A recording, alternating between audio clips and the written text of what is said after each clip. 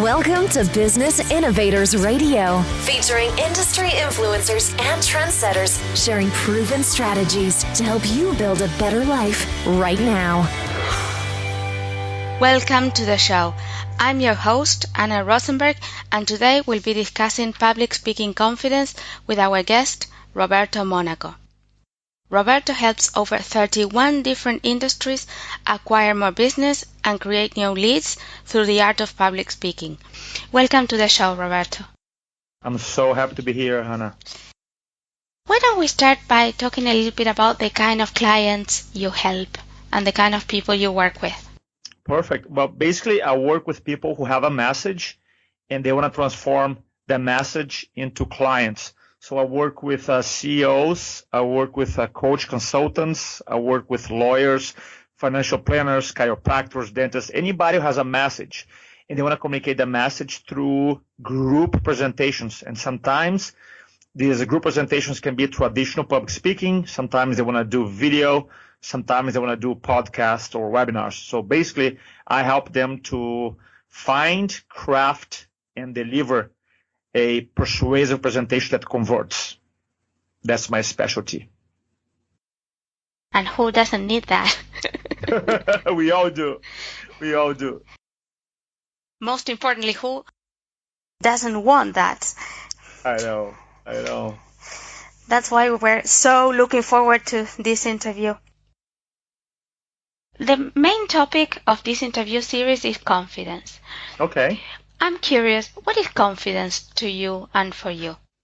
For me, confidence is that state of mind that you can access where you have so much power and you believe that you can handle anything, or at least that you can do your best at handling any situation in front of you.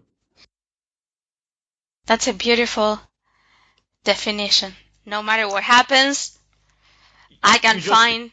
Yeah, basically that state of mind where you feel like, you know what, I can handle that.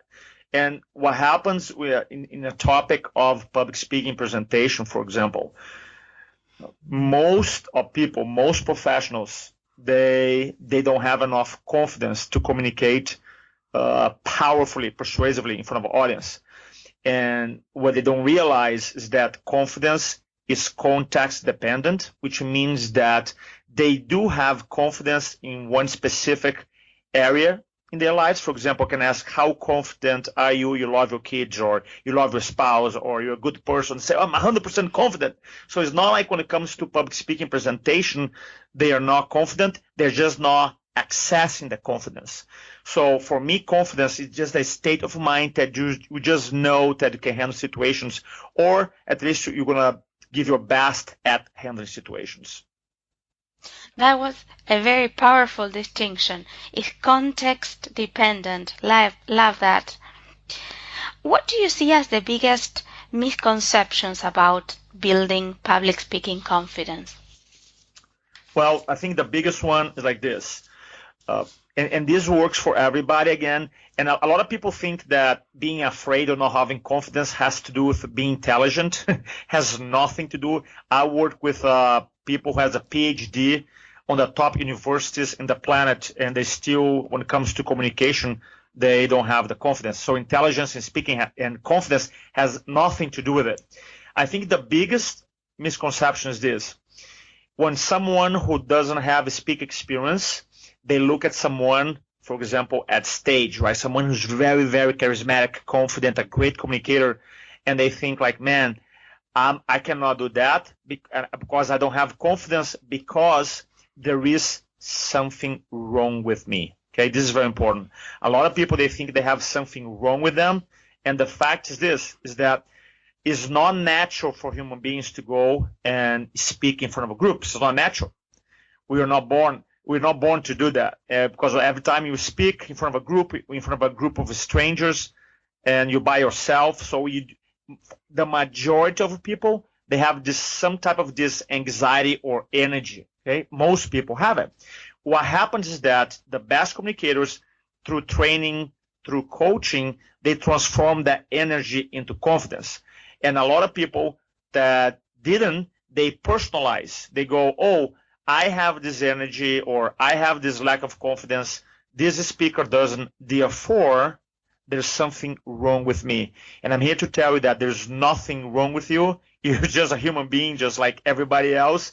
And the only difference between you or a person who's experienced this lack of confidence or this uncertainty, I call Funda, F-U-N-D-A, F-U-N-D-A, fear, uncertainty, nervousness, doubt, and anxiety. The person who experiences Funda is just because it's not your problem. There's a human being challenge. So the difference between you and the person who's very successful communicating in front of a group is that person has training. That's it. The cool thing about speaking to groups, Anna, is that it is available to anybody. You don't need a bachelor degree. You don't need a PhD. You don't need a master's. As a matter of fact, one of my mentors, Anthony Robbins, who's in America, at least one of the biggest, most successful speakers ever, has a high school diploma. You know, the cool thing about speaking is that it is wide open to anybody in any field to be successful. All we need is commitment to master the craft. I love what you have just said, because actually, as human beings, we can now not only have hope, but also feel normal, if you wish, right? There's nothing wrong with us. Like, the natural thing is, like in front of a group, not to feel comfortable. That's a natural thing, not the other way around. That's the natural state, for sure. That's the natural state. Is rare. I mean, rare. Out of 1,000 people, maybe one person like, is natural for me. Now, for 9 out of 1,999 is not. For me, it wasn't. Now after 4,000 talks now, I do okay, but was never natural for me, this training. The cool thing is that when your purpose or your reasons for speaking is big enough, then you find the way, you find the strength to overcome that. What do you feel are the little known pitfalls that we should avoid when building public speaking confidence? Okay, this is a good one, okay? Eliminate the need to be perfect. Once the presenter eliminates the need to be perfect, you create room to become the ultimate influencer. See, I was just doing an event last weekend, and I asked the audience, how many of you here, it was 200 people, and was an audience for doctors. I asked, how many of you here, when you saw my name, that I was going to be one of the speakers, how many of you thinking that, or had this belief that I hope Roberto was going to be perfect? Right? And nobody raised their hand. And then I said, you see, your audiences, they don't expect you to be perfect. They expect you to be awesome. It's different, right? Being perfect is no mistake. Being awesome or being outstanding means that you just give your all, you prepare, you love them, you serve them, you give them tools they can use, but you can have some mistakes along the way, And once people realize that when you communicate in front of a group of people, they don't expect you to be perfect. Nobody does. There is a misconception in speaking. Some speaking coaches call speaking as a performance. And that belief just creates extra anxiety to people, because now they see themselves as, hey, I gotta be flawless like Beyonce in a concert, or a singer or whatever. And the truth is, you don't. You're doing group communication, and it's okay to not be perfect, but you want to strive to be outstanding. You want to strive to be awesome. And when you have the mindset to say, you know what, I'll do everything I can to serve this audience, and I might make a mistake or two, that's okay. And that's a big distinction, because so many people who don't speak, or they struggle, or they spend nights without sleep before a talk, is because deep down they have this need to be perfect. And that's a pitfall that destroys, in my opinion, confidence. That's so true. So it's not only perfectionism, but the need to be perfect. That's also a very important distinction. Let's shift the conversation a little bit to possibility and what's possible. How have you been able to help your clients? Well, I've been able to help people as I work with 31 industries. I'm able to help people that, number one, they have a special message, and number two, they want to communicate the message to groups of people so that they can make more money and have a bigger impact. Specifically, Anna, I have 5 areas that I work with my clients. 5 areas, if you guys want to write it down. The first area I call the psychology of speaking, which we go super deep into helping people transform the fear into confidence. And I have thousands of stories of people. I had one client that for 29 years, 29 years, he never spoke, came because he has this a little speech impediment because you're so nervous. And I worked with him for a day, and then once you're done working, he realized that, hey, speaking this fear is not about me. The message is not about me. It's about my audience. And now he speaks every week for the last 2 years. So fear and this confidence is a big issue. So that's the first area I work with my clients. The second area I call presentation structure, which is big. Even for the most advanced speakers, structure means that how can you organize a message persuasively, regardless if it is a 1-minute message, a 10 minutes, or an hour, or a 3-day event. Okay, there's a process. And the best example I can give you, I had one of my clients that I share with him this presentation structure, and doing the same, he was doing a convention, and he had 2 talks, for this convention, different audiences. And he said, I'm going to do the same talk, one, the same way I'm used to do, which basically he put a bunch of his slides together. And the second way, he used my presentation structure. And after the talk, the presentations, the audience had to rate them from 0 to 5, 5 being the best. And during the talk that he used my presentation structure, he got like 4.8. And the other, when he didn't use presentation structure, he got a score less than 3. So you see, presentation structure gives you freedom to speak. It's really powerful. That's the second area that I cover. The third one is called presentation delivery. Presentation delivery, once you're a very confident presenter, once you have a structure in your talk, then you got to deliver your message. And delivery is like this. Let's say you love pizza, one of your favorite foods. And then one night, very special night, you order pizza, and now the pizza guy takes 3 hours to deliver your pizza. And you open the box, it's right there, the same pizza that you always order. Guess what? Great, the same content, but the delivery was off, right? And in speaking, you can have amazing content like the pizza, but if the delivery is off, right? In my analogy here, then you won't be able to be effective. So your delivery has to do with the energy, body language, eye contact, how you engage a crowd. So that's the third area. And the fourth area we call increments of influence. This is for the advanced communicators. Once you have a very strong mindset psychology, your presentation has a structure. You can deliver a presentation at a high level. Then we teach influence laws that you can use to maximize conversion.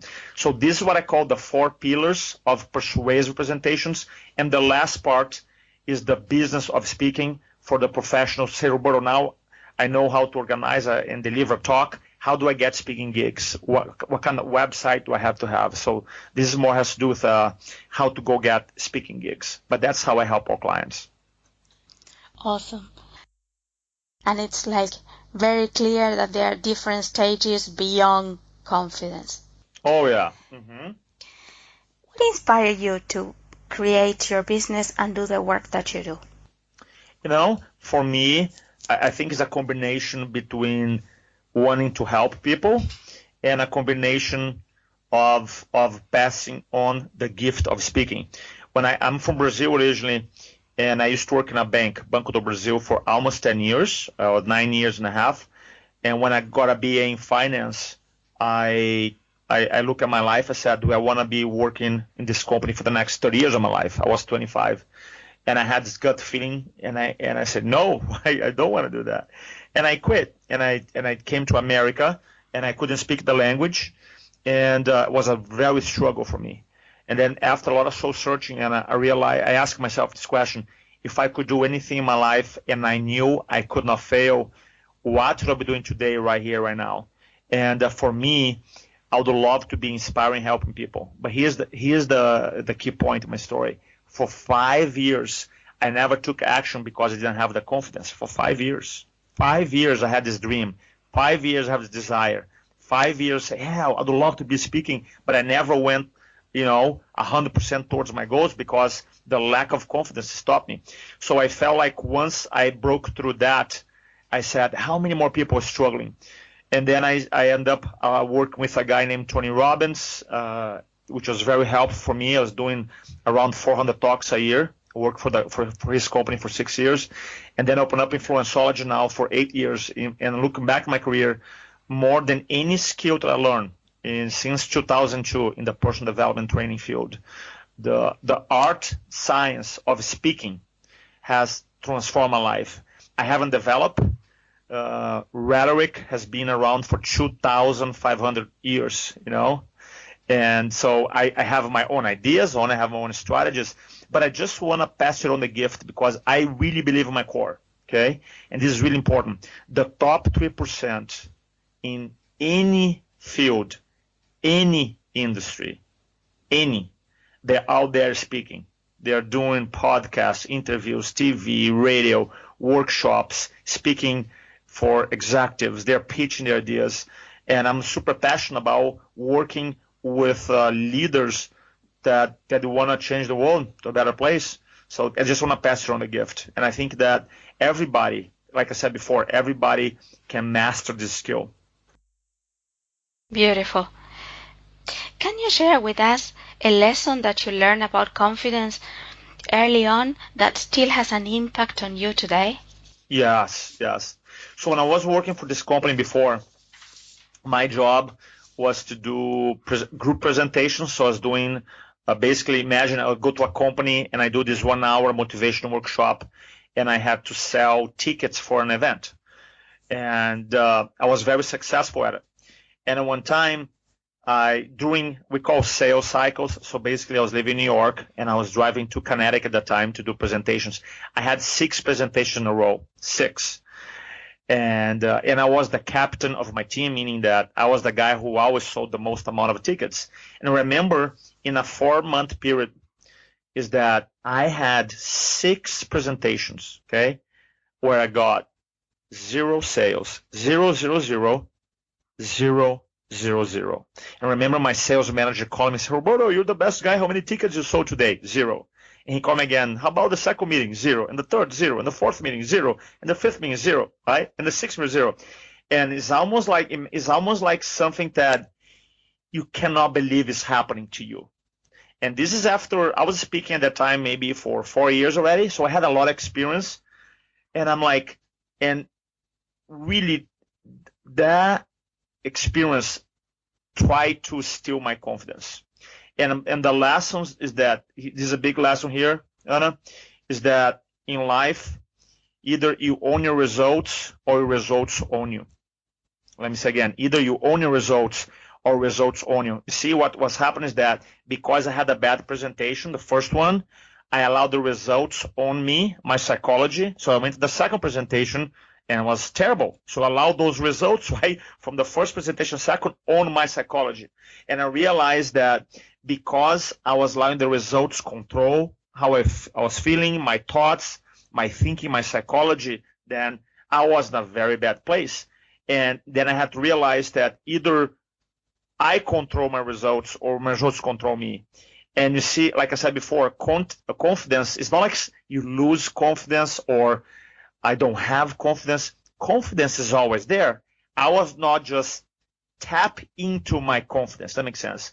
And I remember going through this conversation I had, changing my stance, changing my focus, doing a lot of exercise that I teach in my classes. And I went to my next meeting, the number 7th, and I crushed it. Probably 20 people in the room. I closed 18 of them. And then I literally snapped out of it.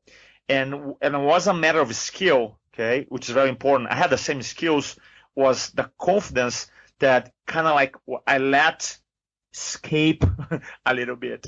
And the biggest lesson was that is always there, always there. So what I do now before my events, even though in my career I've done 4,000 plus talks, I have my routine that guarantees me, okay, to at least from a confidence perspective, to be at level 10 every single time. Now, some people don't believe it's possible. I'm here to tell you that when I was struggling, I wasn't doing my little routine. And when you do this routine that I teach that has to do with visualization, incantation, focus, reasons, several things that I do, you show up in a presentation unstoppable every single time. Thank you for sharing that, because we think that people who do what you do never have a bad moment. Oh, oh yeah. Well, the idea is to have less of those bad moments, right? For sure to have less, but sometimes they show up for sure, you know. And anybody who tells you that doesn't, they're not being congruent, because you just have, when you have a lot of speaking experience and you prepare and do all your stuff that you got to do, you're just going to have less of those days, but you're still going to have some days that is not working for you, for sure. So 6 presentations, 0 results. Yeah. What happened the day after, the morning after? How did you turn that around? The way I turn around is I went back to the basics and I say, from 1 to 10, how am I feeling right now? And then I'm like 4, you know, and I'm like, oh, look, if I feel level 4, how do I want my audience to feel level 10 about myself, about my product? It's impossible.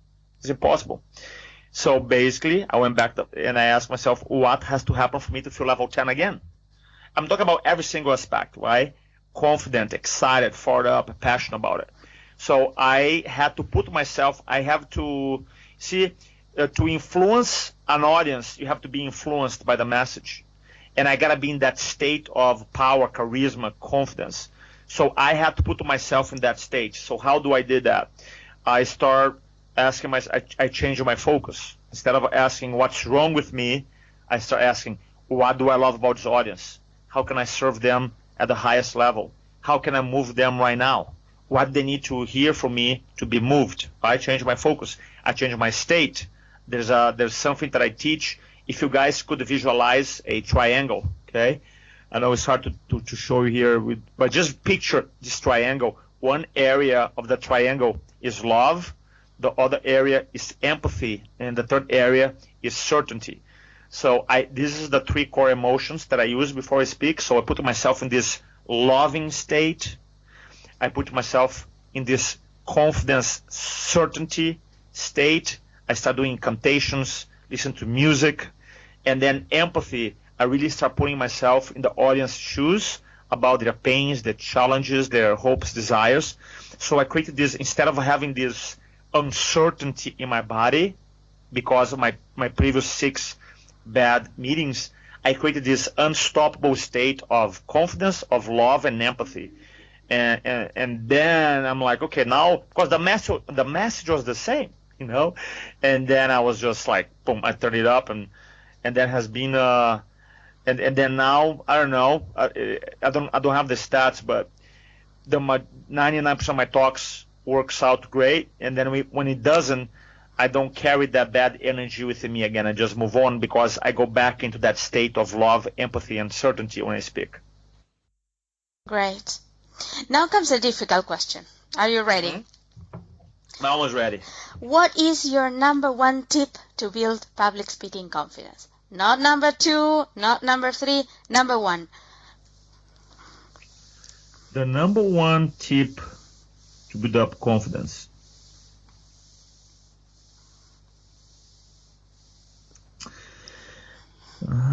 I would say is, can I give you 2 answers in one here? I'm gonna give you 2 tips in one. Okay. I gotta tell you 2 in one. Okay, is number 1, you have to practice or prepare at some level, because I feel that preparation can reduce anxiety or lack of confidence tremendously.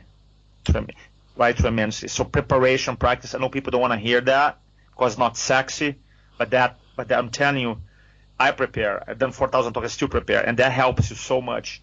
And the second thing is make sure you really speaking to serve people at the highest level. I know as a business executive, as a CEO, as an entrepreneur, we always have the pressure of making money. I understand that.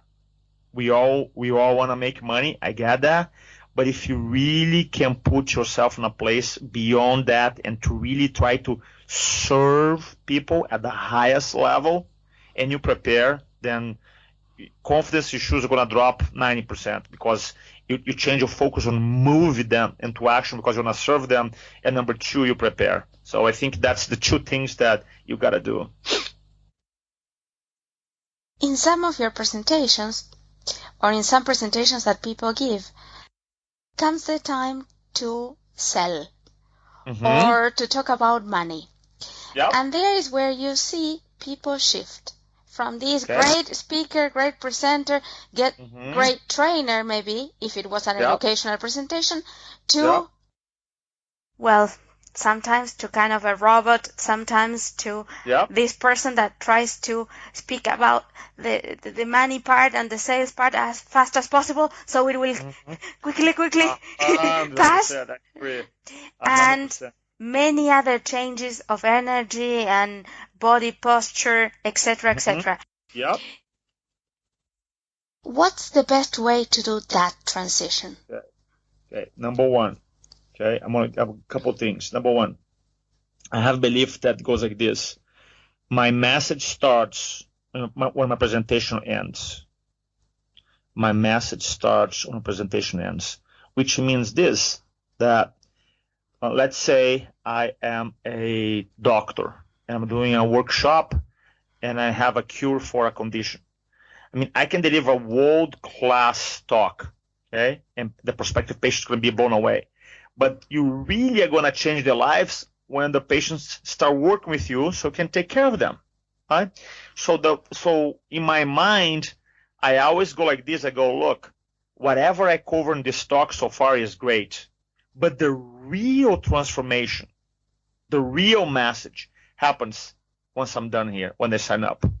So I have this focus where my close is my favorite part of presentation. And I bet money with our listeners here, okay, unless you're very advanced, that 99% of you in your last presentation, you spend a lot of time in your opening, a lot of time rehearsing your talk, and virtually no time rehearsing your close, no time. That's why you feel so uncomfortable.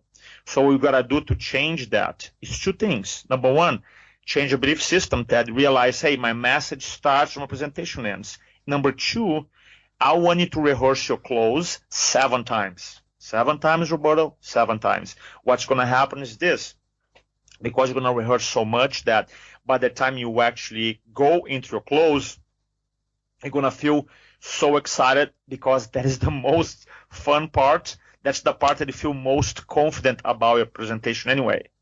And then make it fun. Think about closing as you're delivering. Think about the people that you help, your clients that you have, the impact you have, because that's what it is. And your close should be your favorite part of presentation. If it's not, there's something wrong with it. Really should be like, man, this is my favorite part. This is the coolest thing that I do. I love it because we might have the misconception that the services that we are serving, that we are giving before, and then the close is kind of a disservice, and it's the other way around. If we get excited about the great transformation that can happen when people say yes to moving forward, that's great. Thank you for that. Of course. I have heard you say that everybody can talk, but few people can influence. Can you speak to that? Yeah, of course. You see, it's kind of like everybody can walk, and then or most people can do a little jog, right? Can jog for 1 minute or 2. But then when people think running, there's guys who run 100 miles. And what I found that too is that it's because we speak all day long, we feel like we're great communicators. And the truth is that most people, when it comes to group communication or speak persuasively, they don't have training. And persuasion influence, just like any other field, has the science, the art, the strategies. And if you want to become really good at it, then you have to work on it. People who say, oh, I'm natural at it. And I'm telling you, when it comes to professional presentations, professional speaking, I literally had the honor to work with the #1 chiropractor in history of the profession, right? #1. Just to have an idea, in chiropractic, in average in America at least, a doctor sees around 150 people a week. His office sees 2,400. Okay, so to have an idea, and because he's always looking for influence more and help more people, I coach him, and we took his closings from a 70% to a 90% in doing his presentations, group presentations, which create a huge impact in his business. So that the idea is that now if I ask the people, the other chiropractors or doctors who seeing, for example, 150 people, they're going to tell you, no, Roberto, I'm a great speaker, I'm a great communicator, right? But why then someone is seeing, almost 20 times more people than you are? That's the question. And I feel like the communication and influence is a field, is the hardest field to master because there's so much involved. There's so many fields, there's anything from hypnosis, from rhetoric, from design, from psychology, from the science of decision making, from hypnosis, from NLP. There's like all this, from storytelling, all these fields that converge into one: communication influence. That's why I chose, what's kind of crazy, Anna, I chose a field that I don't think I'll ever be able to master. I can be very good at it, but then like there's always going to be a next level. And that's why I get so excited, because every single day, despite I personally know 4,000 talks, I have 11,000 hours of public speaking coaching one-on-one. I read any book, most of the books on public speaking, influence, everything. There's always something new to learn, and that's why I think it's so fascinating about this field. Yeah, that's really exciting. Mm-hmm. The thing of I might spend my whole life doing something and still like there is more to learn. Yeah. How can people find out more about your work? Well, we have a website called Influenceology, www.influenceology.com. And on the topic of confidence, if you go to YouTube and you type it up, Influenceology Confidence, I actually recorded 1 hour, almost 2 hours actually, on a 7-series video free on confidence and public speaking. You can learn more about that as well. That's so generous. Thank you for that. Of course. And that's a perfect note to complete our interview today. Till next time, remember, your awesomeness is portable. You can take it with you anywhere. Thanks for listening to Business Innovators Radio. To hear all episodes featuring leading industry influencers and trendsetters, visit us online at businessinnovatorsradio.com today.